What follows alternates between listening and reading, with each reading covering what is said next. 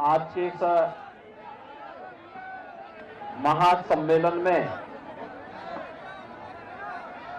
मंच पर उपस्थित इस कार्यक्रम के अध्यक्ष श्री श्याम सुंदर शर्मा जी, भारतीय जनता पार्टी के जिला के अध्यक्ष श्री गिरिराज सिंह कुशवाहा जी, किसान मोर्चा के राष्ट्रीय अध्यक्ष और फतेहपुर सीकरी से लोकप्रिय सांसद भारतीय जनता पार्टी के प्रत्याशी श्री राजकुमार चाहर जी, उत्तर प्रदेश सरकार में वरिष्ठ मंत्री श्रीमती बेबी रानी मौर्य जी, माननीय विधायकगण श्रीमती सानिका सिंह जी, श्री छोटेलाल वर्मा जी, श्री भगवान सिंह कुशवाहा जी, जिला पंचायत अध्यक्ष डॉक्टर मंजू भदौरिया जी, श्री प्रदीप भाटी जी, हमारे पूर्व विधायकगण श्री महेश गोयल जी, डॉक्टर राजेंद्र सिंह जी, श्री जितेंद्र वर्मा जी, राहुल राठौर जी, कन्हैया लाल गुप्ता जी,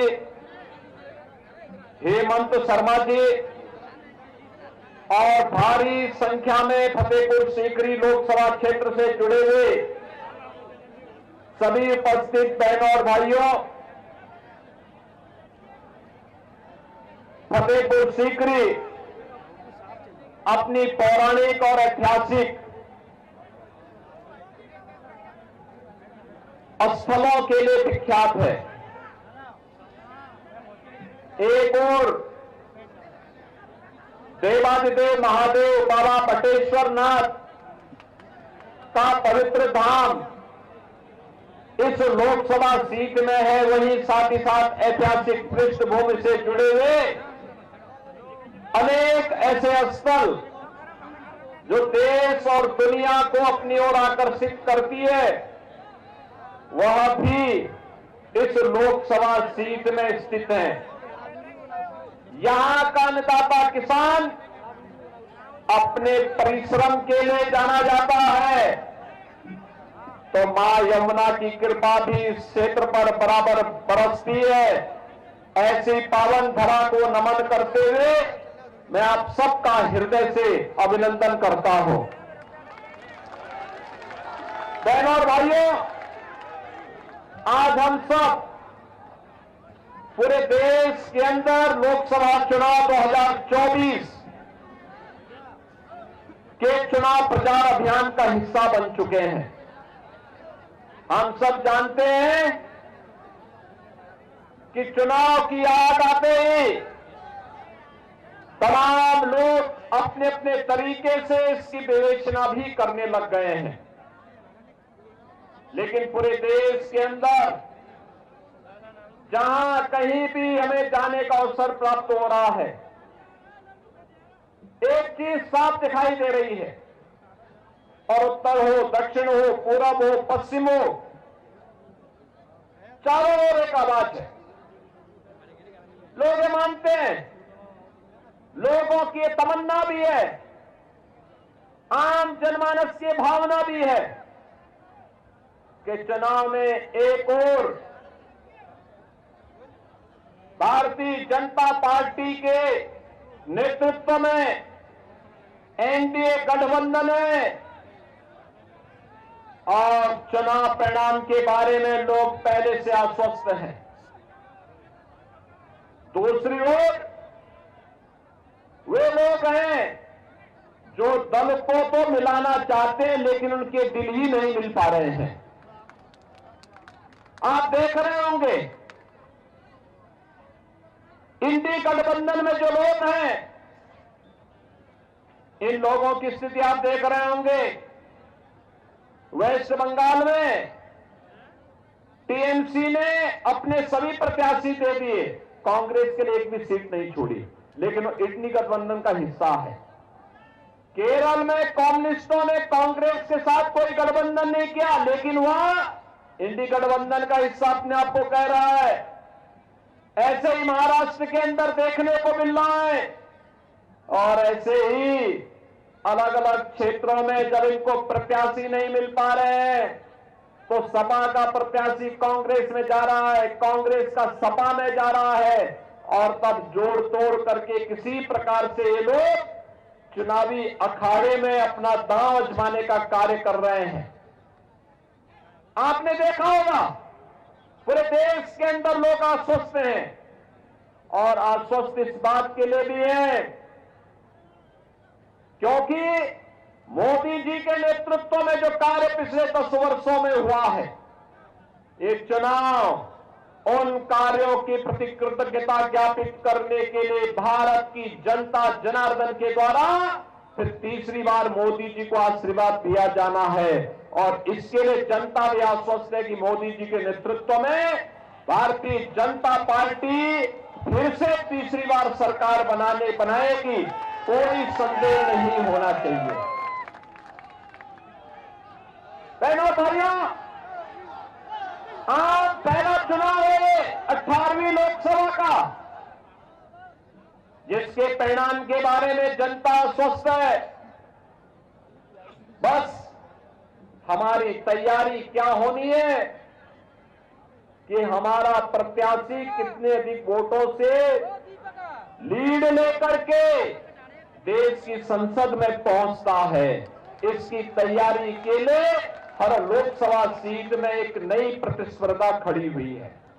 मैं जिस क्षेत्र में जा रहा हूं, जिस भी क्षेत्र में जा रहा हूं, अब तक मैं लगभग 25 लोकसभा सीट को कवर कर चुका हूं, और मैंने एक चीज देखी है, जहां भी मैं जा रहा हूं लोग मुझे एक बात कह रहे हैं साहब हमारी बढ़त 3 लाख से प्रारंभ होकर के आगे जनता जनार्दन का आशीर्वाद जहां तक मिल जाए वहां तक हम लेके जाएंगे। हम लोग चुनाव जिता करके अपने प्रत्याशी को भेजेंगे, इसमें कोई संदेह नहीं। हर एक ओर से यही आवाज आ रही है, और इसीलिए मैं आपके पास आया हूं कहने के लिए, बहनों और भाइयों, यह आवश्यक भी है, यह आवश्यक भी है। आपने बदलते हुए भारत को देखा है, हमारी पीढ़ी सौभाग्यशाली है कि बदलते हुए भारत को देख रही है। ये नया भारत है, और ये नया भारत ही नहीं बल्कि हम अपने आंखों से एक विकसित भारत का तस्वीर भी हम देख रहे हैं। विकसित भारत एक ऐसा भारत होगा जिसमें नौजवान के हाथ को कार्य होगा, हर खेत को पानी होगा, हर व्यक्ति हर परिवार के लिए उसकी जरूरत की आवश्यकताएं उसके घर तक उपलब्ध होंगी। एक सुरक्षित माहौल में पूरे देश के अंदर उत्सव जैसा माहौल होगा। उस प्रकार का वातावरण प्रधानमंत्री मोदी जी के नेतृत्व में भारत के अंदर बनने की स्थिति पैदा हुई है, और उसी के लिए आपका आह्वान करने के लिए मैं आया हूं। लोग कहते हैं क्या ये संभव है? बहनों और भाइयों, 2014 के पहले के भारत को भी आप देखते थे, जो असंभव था उसे ही संभव बनाने के लिए मोदी जी प्रधानमंत्री बने हैं। जो लोगों के लिए था कि ये नहीं हो सकता है, मोदी जी ने उसी को संभव बनाया है। कोई एक स्कीम आप उठा के देख लीजिए,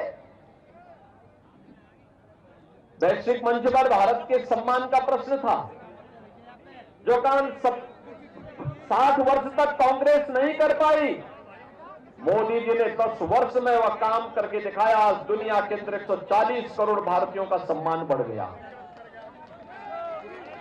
भारत की सीमाओं को सुरक्षित करने के लिए दावे बड़े बड़े होते थे, दुश्मन देश तब भी भारत की सीमाओं में घुसने का दुस्साहस कर जाता था।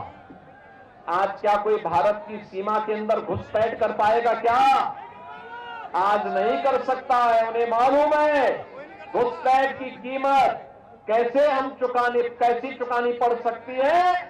यह सर्जिकल स्ट्राइक और एयर स्ट्राइक ने साबित करके दिखाया है। बहनों भाइयों, आंतरिक सुरक्षा की स्थिति किस प्रकार से बेहतर हुई है।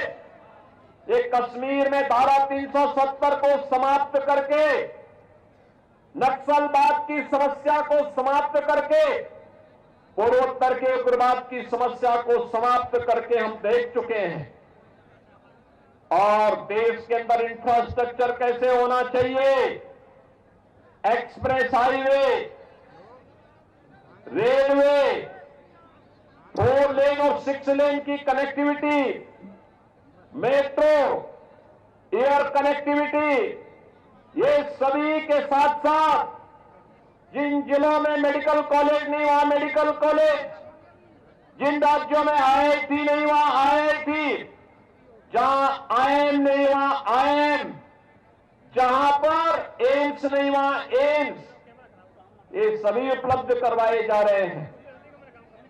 आपने देखा होगा ये नए भारत की नई तस्वीर इन नए इंफ्रास्ट्रक्चर के माध्यम से हम सबको देखने को मिल रही है।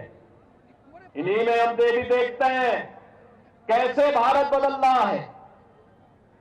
लोक कल्याणकारी योजनाओं के बारे में, राशन की सुविधा हो, रसोई गैस की सुविधा हो, विद्युत के निःशुल्क कनेक्शन की सुविधा हो, हर घर में शौचालय की सुविधा हो, नौजवान के हाथों को कार्य देने का हो, हस्तशिल्पी और कारीगरों के सम्मान का मामला हो, कौन ऐसा सेक्टर है जो छूटा रह गया हो। हर एक के लिए कुछ न कुछ करने का कार्य हुआ है और यही है नए भारत की नई तस्वीर, जिसने पुनः तीसरी बार विकसित भारत के लिए मोदी जी को समर्थन देने की ठानी है। और इसीलिए फतेहपुर सीकरी में मैं फिर से आपके पास आया हूं बहनों और भाइयों, आपसे कहने के लिए फतेहपुर सीकरी को तीसरी बार ये मौका मिलने जा रहा है फिर से। और बहनों भाइयों, हम इसीलिए आए हैं आपसे कहने के लिए कि देश के अंदर जो वर्तमान में पूरी चुनावी लड़ाई चल रही है, ये बहुत स्पष्ट है, ये बहुत स्पष्ट दिखाई दे रहा है। एक तरफ फैमिली फर्स्ट वाले लोग हैं, दूसरी तरफ नेशन फर्स्ट वाले लोग हैं। एक तरफ जातिवाद का नारा देकर के सामाजिक ताने बाने को छिन्न भिन्न करने वाले लोग हैं, दूसरी तरफ राष्ट्रवाद के आधार पर एक भारत श्रेष्ठ भारत की बात करने वाली भारतीय जनता पार्टी है। एक तरफ परिवारवाद के आधार पर देश के संसाधनों पर डकैती डालने वाले लोग हैं और दूसरी तरफ 140 करोड़ भारतीयों को अपना परिवार मानने वाले मोदी जी हैं, जिन्होंने सबका साथ और सबके विकास के भाव के साथ पूरे देश को एकजुट करने का कार्य किया है। एक तरफ तुष्टीकरण की नीति पर चलने वाले वे लोग हैं जो पर्व और त्योहारों पर बैन करते थे, आपकी कांवड़ यात्रा नहीं निकलने देते थे, पर्व और त्योहारों के पहले कर्फ्यू लग जाया करता था। और दूसरी तरफ आज मोदी जी के नेतृत्व में सरकार है, न केवल कांवड़ यात्रा निकल रही है बल्कि अयोध्या में प्रभु राम के भव्य मंदिर का निर्माण का मार्ग भी प्रशस्त करती है। भाइयों, फर्क स्पष्ट है। मैं पूछना चाहता हूं, जो लोग जातिवाद के नाम पर राग अलापने का कार्य कर रहे हैं, मैं पूछना चाहता हूं, क्या ये समाजवादी पार्टी, कांग्रेस या बहुजन समाजवादी पार्टी के लोग क्या ये अयोध्या में प्रभु राम का मंदिर बना पाते? क्या ये लोग बना पाते? क्या ये गरीबों को राशन की सुविधा का लाभ दे पाते? क्या ये गरीबों को रसोई गैस का कनेक्शन दे पाते? क्या ये सुरक्षा का माहौल दे पाते? बेटी और व्यापारी को सुरक्षा देने का कार्य भी भारतीय जनता पार्टी की सरकार ने किया था। ये फतेहपुर सीकरी से ज्यादा कौन जानता है? 2017 से पहले इस क्षेत्र में सूर्यास्त होने के बाद थानों में भी ताले लग जाते थे। सामान्य नागरिकों की क्या स्थिति रही होगी, किसी से छुपा हुआ नहीं है। और इसलिए भाइयों बहनों, आज आप देख रहे होंगे अपराधी पहले तो उसने एक युक्ति निकाली थी कि चलिए सरकार जैसे आई है वैसे ही पिछली सरकारों की तरह हम भी वही करेंगे। लेकिन जब सरकार ने कहा नहीं, जीरो टॉलरेंस पर चलेंगे, या तो अपराध करना बंद करो और अपराध करोगे तो उसकी कीमत चुकाने के लिए तैयार रहो। बहनों और भाइयों, तो ज्यादातर अपराधियों ने अपनी जमानतें तुड़वा करके जेल में चले गए और अब तो कह रहे हैं भैया आप हमें जेल में ही मत भेजो। अब वहां भी जाने से भाग कर रहे हैं। अब आप देख रहे होंगे अब तो ज्यादातर अपराधी अपने गले में तख्ती लटका करके घूम रहे हैं, कह रहे हैं कि भैया जिंदगी भर ठेला लगा करके पेट भर लूंगा लेकिन अब कुछ गलत काम नहीं करूंगा, एक बार जान बकस तो बस। बहनों और भाइयों, ये कानून का भय अगर अपराधी और माफियाओं के ऊपर न हो तो गरीबों का, सामान्य नागरिकों और व्यापारियों का ये अपराधी और माफिया जीना हराम कर देंगे। और इसीलिए उत्तर प्रदेश जैसे राज्य में जहां हर दूसरे दिन एक दंगा होता था, कांग्रेस और समाजवादी पार्टी के दंगा पहुंचे और कर्फ्यू की पॉलिसी को जो प्रदेश झेला हो, उस प्रदेश में अब दंगा नहीं चलेगा, कर्फ्यू नहीं चलेगा। वह प्रदेश अब उपद्रव बर्दाश्त नहीं करेगा।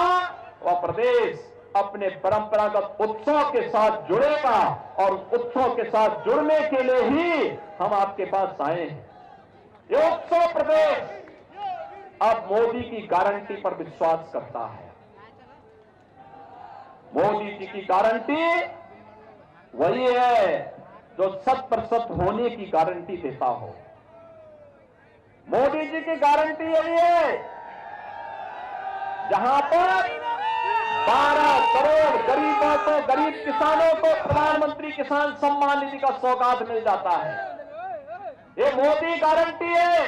4 करोड़ गरीबों के सिर को ढकने के लिए आवास मिलता है। 12 करोड़ परिवारों यानी 60 करोड़ लोगों को देश के अंदर 5 लाख रुपए की स्वास्थ्य बीमा का कवर मिलता है। 12 करोड़ परिवारों के घर में एक शौचालय बन जाता है। बहनों और भाइयों, 80 करोड़ गरीबों को देश के अंदर फ्री में राशन की सुविधा का लाभ मिलता है। यही है मोदी की गारंटी, 100% होने की गारंटी, जो नारी गरिमा का भी सम्मान करती है, देश की सुरक्षा और संप्रभुता का भी ध्यान रखती है और अयोध्या में राम मंदिर के निर्माण के लिए भी पूरी प्रतिबद्धता के साथ कार्य करती है। और इसीलिए हम सब आपके पास आए हैं। अब मोदी जी ने अमृत काल में भारत को एक नया संकल्पना दी है और वह है विकसित भारत की। बहनों और भाइयों, विकसित भारत बनेगा तब जब उत्तर प्रदेश विकसित होगा और उत्तर प्रदेश तब विकसित होगा जब आगरा और फतेहपुर सीकरी भी विकसित होगा। और आगरा और फतेहपुर सीकरी तब विकसित होगा जब यहां पर कमल चुनाव चिन्ह से प्रत्याशी विजयी बनकर के देश की संसद में जाएंगे। राजकुमार चाहर को भारतीय जनता पार्टी ने अपना प्रत्याशी बनाया है। भारतीय जनता पार्टी के अलावा राष्ट्रीय लोकदल, निषाद राज पार्टी, अपना दल और सुहेलदेव राजभर पार्टी ने भी उन्हें अपना समर्थन दिया है।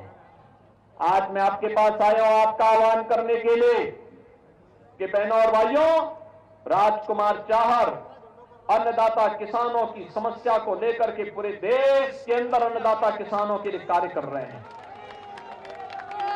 उन्होंने अपना पूरा जीवन अन्नदाता किसानों के लिए समर्पित किया है।